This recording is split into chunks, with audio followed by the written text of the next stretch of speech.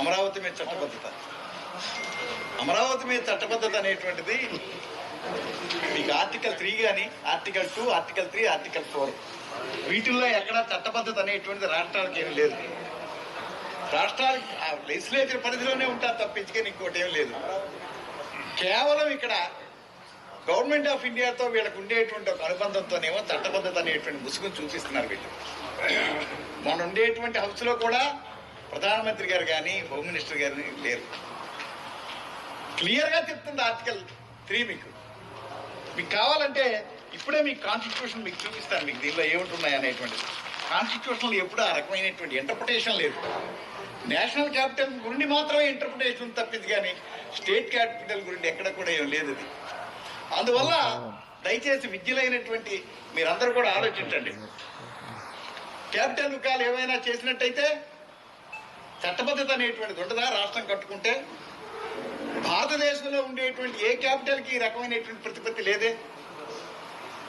ఈ చట్టబద్ధత నీకు తెలీదా? 2014లో నువ్వు వచ్చినప్పుడు నువ్వు గవర్నమెంట్ ఆఫ్ ఇండియాతోనే అనుబంధంగా ఉన్నావు కదా, ఆవేరే సెక్షన్ 5(2) మార్చొచ్చు కదా. నువ్వు ఎందుకు మార్చలేదు? ఆచరణ సాధ్యం కానిది, అమలు సాధ్యం కానిది ప్రజల తాలూకు డబ్బును తీసుకొని వచ్చి ముందుగా మీరు భూములు ఏమో తీసుకొని 3 పంటలు పండినటువంటి మగాని అన్నపూర్ణ అయినటువంటి భూమిదే వద్దని చెప్పి ఎక్స్పర్ట్స్ కమిటీ చెప్తే దానికి విరుద్ధంగా శివరామకృష్ణన్ నువ్వు నిందించిన మాటలేమిటి? తీసేసిన తహసీల్దారా, ప్రపంచ ప్రఖ్యాతిగాంచినటువంటి మేధావులు, ఐఐటి ప్రొఫెసర్స్ వీళ్ళందరినీ పెడితే నీ నారాయణ కమిటీలో గుంటూరు నుండి వాళ్ళని 4 తీసుకొచ్చి వ్యాపారస్తులు పెట్టి నువ్వు రిపోర్ట్ చేశావు. తప్పు కదా అది? సాధ్యం అవుద్దా? మన ఒక్కల మీద 1,85,750 కోట్ల రూపాయలు ఏమి వేలు అప్పులు చేస్తున్నాను. ఈనాటికే గవర్నమెంట్ ఆఫ్ ఇండియా ఇచ్చినటువంటి 1,500 కోట్ల రూపాయలు, 40,000 కోట్ల అప్పుడు నువ్వు తీసుకొచ్చి అమరావతి మీద. బడ్జెట్ అప్పులు, బడ్జెట్ ఇతర అప్పులు చూసినట్టయితే ఈ 22 నెలల్లో నువ్వు తీసుకొచ్చిన అప్పులు ఎప్పుడో జగన్ గారి ప్రభుత్వంలో చేసినటువంటి 3,32,000 కోట్ల రూపాయలు దాటిపోయావు. నువ్వు 3,52,000 కోట్ల రూపాయలకు వెళ్ళిపోయి చట్టబద్ధత అనేటువంటి ముసుగును నువ్వు తగిలిస్తున్నావు. అవుద్దా అది? దానికి వ్యాలిడిటీ ఉందా? కేవలం నీ రియల్ ఎస్టేట్ వ్యాపారం కోసం అక్కడి నుండి ఏమో రియల్టర్స్ వెళ్ళిపోతారేమో అనేటువంటి భయంతో, ఒక భరోసాతో తీసుకొని వచ్చి నువ్వు చూపిస్తున్నావు. అక్కడ పునాదులు ఎలా తీసారో ఐఐటి ప్రొఫెసర్స్ జడిచిపోతున్నారు అక్కడ వెళ్ళడానికి. అందుకోసమని ప్రభుత్వానికి ప్రతిపక్ష నాయకుల వారు ప్రపోజల్ పంపించారు, పరిశీలించండి అంటే మీరు ట్రోల్ చేస్తున్నారు. ట్రోల్ దేవే ఇవాళ టాకింగ్ వరకు వచ్చింది, డిస్కషన్ వరకు వచ్చింది, డిబేట్ వరకు వచ్చింది. ఇది ఆచరణ అవుద్ది, బాగుంటుందేమో, ఇది గ్రోత్ ఇంజిన్ అవుద్ది ఆంధ్రప్రదేశ్కి అని ఇవాళ వస్తున్నారు. మొత్తం మాడభూష్ శ్రీధర్ లాంటి మహానుభావుడినేమో నువ్వు ట్రోల్ చేస్తున్నావు. ఒకళ్ళే కాదు, ఎవరు బాగలేదనుకుంటే వాళ్ళని నీచమైనటువంటి భాషతో, ఒక రకమైనటువంటి గొంతుకుతో, కొన్ని పదాలు మనం వాడలేము. ఇక్కడ చదువుకునే వాళ్ళని, సంస్కారం ఉండేటువంటి వాళ్ళం కాబట్టి తీసుకొచ్చి ఆ గంభీరవాణితో నువ్వు తెప్పించినటువంటి మాటలు ఏమిటి, నువ్వు వాడిన భాష ఏమిటి? తప్పు కదా. రాజ్యాంగంలో ఉండేటువంటి భావ స్వాతంత్రాన్ని కొత్త మీరు తీసుకొని వచ్చి భాష్యం చెప్తున్నారా? మీరు కేవలం డైవర్షన్. ఇందాక పెద్దలు చెప్పినట్టు దీన్ని కొన్నాళ్ళ పాటు లాగుతారు వాళ్ళు. నువ్వు ఎన్ని లక్షల కోట్ల రూపాయలు అప్పు తెస్తావు? చెప్పరా అమరావతి, పిలవరా కమరావతి అనేటువంటి దగ్గర ఎవరి రాజధానిది? దేవతలు నివసిస్తారు ఇక్కడ, మనుషులు ఉండరని అంటున్నారు ముఖ్యమంత్రి గారు. దేవతల రాజధానా? మనుషులకి అక్కర్లేద్దా? 50,000 మందికి ఏమో పేదలకు అక్కడ పట్టాలు ఇస్తే పట్టాలు క్యాన్సిల్ చేశావు. అప్పుడే TV5 సాంబా ఒక స్టేట్మెంట్ ఇస్తున్నాడు, 7,000 అప్లికేషన్స్ మా దగ్గర ఉన్నాయి, మనిషి అక్కడ వేసి మేము తీసుకొని వచ్చి అక్కడ ఏమో ఫామ్ హౌస్ కట్టుకుంటున్నామని. మేము చెప్పకూడదు కానీ చెప్తున్నామని చెప్పేసి అన్నారు. మనుషులు ఉండడానికి కాదు. మళ్ళీ మీ కేంద్ర మంత్రి చెప్తున్నారు పెమసాని గారు, ఇప్పుడే 5 స్టార్ హోటల్స్ ఇక్కడ కడితే అక్కడ బిజినెస్ రాదు, ఫీజిబిలిటీ లేదు, వైబిలిటీ లేదు, కొన్నాళ్ళకి అవుతుందని చెప్పిస్తాను.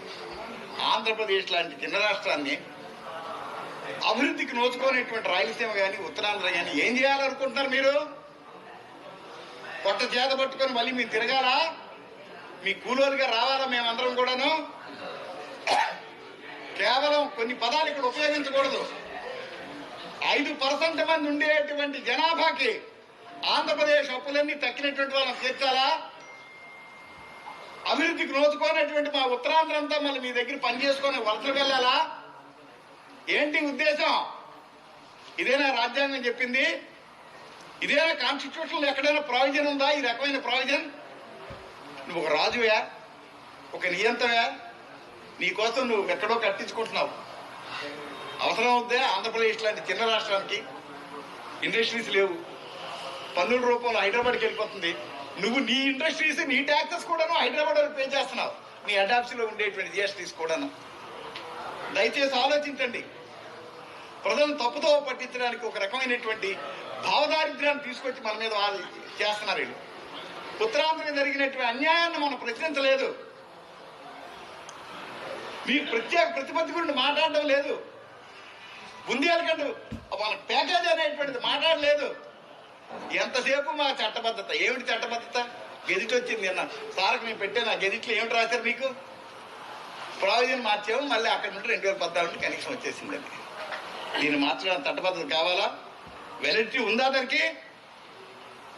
కేవలం డైవర్షన్ షో చేస్తున్నారు.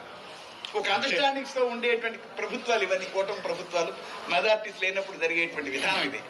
కాన్స్టిట్యూషన్ చెప్పలేదు, కాన్స్టిట్యూషన్ ఏ ప్రొవిజన్ ఆ రకమైనటువంటి దీనికి ఇవ్వలేదు. ఏ రకమైన బిల్లు అక్కడ ఇంట్రడ్యూస్ చేస్తారు మీరు? డిఫరెన్సెస్ అందరూ కాన్స్టిట్యూషన్ చదువుకొని వచ్చిన వాళ్ళు ఇక్కడ. చాలా తప్పు జరుగుతూ ఉంది. ఈ తప్పును తీసుకొని వచ్చి ప్రజలను ఎత్తి మీద పెడుతున్నారు.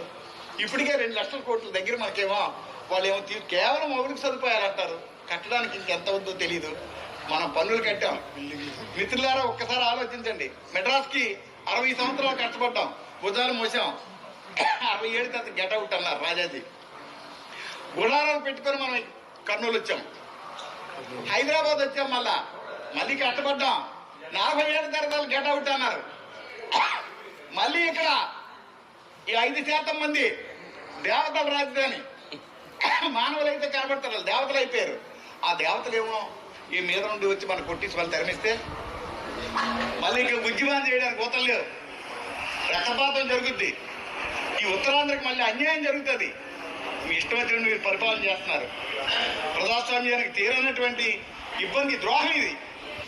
సామాన్యులను అణిచివేసేటువంటి కార్యక్రమం. వేరే వాళ్ళని రానివ్వను, బీసీలను కానీ, ఎస్సీలను కానీ, పేదలను కానీ ఇక్కడ ఉండడానికి వీల్లేదని చెప్తున్నావు. తప్పు కదా ఇది? పాలకుడు కదా. సమభావం ఎప్పుడు వస్తుంది మీకు? భారత రాజ్యాంగం ఈ రకమైనటువంటి ప్రపోజల్స్ అక్కడ తీసుకురాలేదే. ఈ రాజ్యాంగం వేరేగా ఉంది. నీకు సంపద ప్రోదన్నావు, ఏది ఎక్కడ సంపద? నీ సంపద పెంచుకున్నావు. లక్షల కోట్ల రూపాయల అప్పులు తీసుకొస్తున్నావు నువ్వు, అధిక వడ్డీని తీసుకొస్తున్నావు. 5 సంవత్సరాలకి అధికారం ఇస్తే లక్షల కోట్ల రూపాయల అప్పులు తీసుకొచ్చి ఒక్కొక్క వ్యక్తి మీద నువ్వు ఇవాళ తీసుకొచ్చి 1,85,780 కోట్ల రూపాయల అప్పులు నువ్వు పెట్టి, నువ్వు, నీ సంతానం, నీ సంతతి, నీ కులం, నీ వాళ్ళందరూ కూడా అభివృద్ధి చెందడానికి ఎక్కడికో తీసుకెళ్తున్నావు. నువ్వు ఆకాశంలో విహరిస్తున్నావు. ఇక్కడ నువ్వు నివాసం ఉండవు. ప్రతి వారం హైదరాబాద్కి ఇక్కడ షటిల్ సర్వీసులు చేస్తున్నారు. నిన్నే కొన్ని లెక్కలు బయటికి పెట్టలేదు, కొన్ని లెక్కలు మాత్రం బయట పెడితే 100 కోట్ల రూపాయలు మీ టికెట్స్, మీ చార్టర్డ్ ఫ్లైట్స్కి ఖర్చు అయింది. ఓ పక్క నుండి ఏమో ఫీజు రియంబర్స్మెంట్ ఉండదు, ఇంకో పక్క నుండి కనీసమైనటువంటిది తల్లి బిడ్డలకు ఉండేటువంటి పరిస్థితి లేదు. ఆరోగ్యశ్రీని ఆపేశావు, ఉసురు అని ఏడుస్తున్నారు హాస్పిటల్స్ ముందు. కార్పొరేట్ శక్తులకి నువ్వు మొత్తం పడేస్తున్నా పూర్తిగా. ఏళ్ళలో కూడా పరిస్థితులు ఏమీ కూడా బాగులేవు. సంక్షేమ కార్యక్రమాలకి జగన్మోహన్ రెడ్డి గారు 3,32,000 కోట్ల రూపాయలు అప్పు చేశారని మీరు విమర్శించినప్పుడు 2,72,000 కోట్ల రూపాయలు కేవలం డైరెక్ట్ బెనిఫిట్ సిస్టంతో పంపించాం మనం. 72,000 కోట్ల రూపాయలు ఏమో మనం కేవలం కరోనా టైంలోనేమో ఖర్చు చేసాం మనం. ప్రతి ఊర్లో కూడా జగన్మోహన్ రెడ్డి తాలూకు కన్స్ట్రక్షన్స్ కనబడుతున్నాయి మనకి. ఇవన్నీ కనిపించినా సరే ఆవేళ ఉండేటువంటి పరిస్థితులు అవి. దయచేసి గమనించండి, ప్రధానికాన్ని తెలియపరచండి, మీడియా మీరేమి. అందువల్ల ఇవన్నీ గమనించి మరి పరీక్షిస్తారు కోరుతూ సెలవు. నమస్కారం.